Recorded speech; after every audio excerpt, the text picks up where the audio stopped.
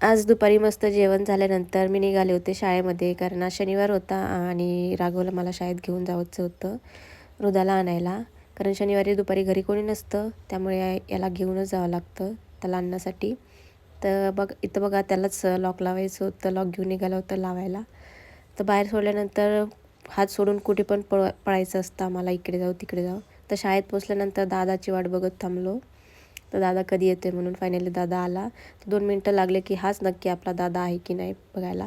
कारण मी पण कधी कधी विसरते, एवढी सगळी मुलं, मला पण तो कधी कधी समोर आला तरी दिसत नाही की तो आला आहे म्हणून, कारण सगळ्यांचे ड्रेप सेम असतात. तर येता येता मग मुरमुरे घेऊन आले, कारण मला आज मुलांसाठी कोरडा खाऊ बनवायचा होता, मुरमुऱ्याचे लाडू.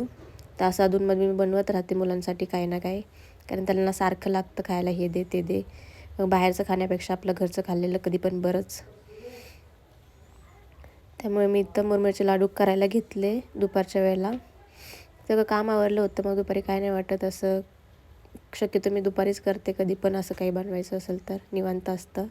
तर त्यासाठी मी 3 वाटी मुरमुरे असे मस्त गरम करून घ्यायचे, आणि गरम केल्यानंतर मग क्रिस्पी होतात थोडेसे भाजल्यानंतर. त्यासाठी मग कढईत परत 1 चमचा तूप टाकायचं आणि 1 वाटी गूळ. 3:1 असं प्रमाण घ्यायचं, म्हणजे 3 वाटी मुरमुरे आणि 1 वाटी गूळ, म्हणजे व्यवस्थित होतात. गूळ सगळीकडून लागतो मुरमुऱ्यांना.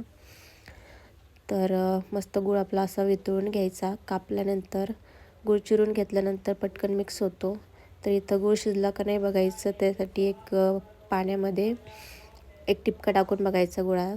तर गोळी झाली की समजायचा आपला गुळाचा पाक तयार आहे त्याच्यासाठी. तर मग थोडंसं अजून मी शिजवून घेतलं बुडबुडी येईपर्यंत. नंतर सगळे मुरमुरे टाकून घ्यायचे आणि पटापट असं मिक्स करून घ्यायचं. ही प्रोसेस एकदम पटकन करायची, नाही तर मग कढईच्या बुडाला सगळा पाक चिटकून राहतो आणि व्यवस्थित मुरमुऱ्यांना लागत नाही. आणि गरम गरमच आपले लाडू वळायला घ्यायचे, हलक्या हाताने एकदम लाडू वळून घ्यायचे, म्हणजे छान होतात, एकदम दाबायचे नाहीत. आणि ते बघा, आपलं मस्तपैकी लाडू तयार झालेले आहेत. आणि तूप टाकल्यानंतर लाडूला अशी शाईन येते मस्त.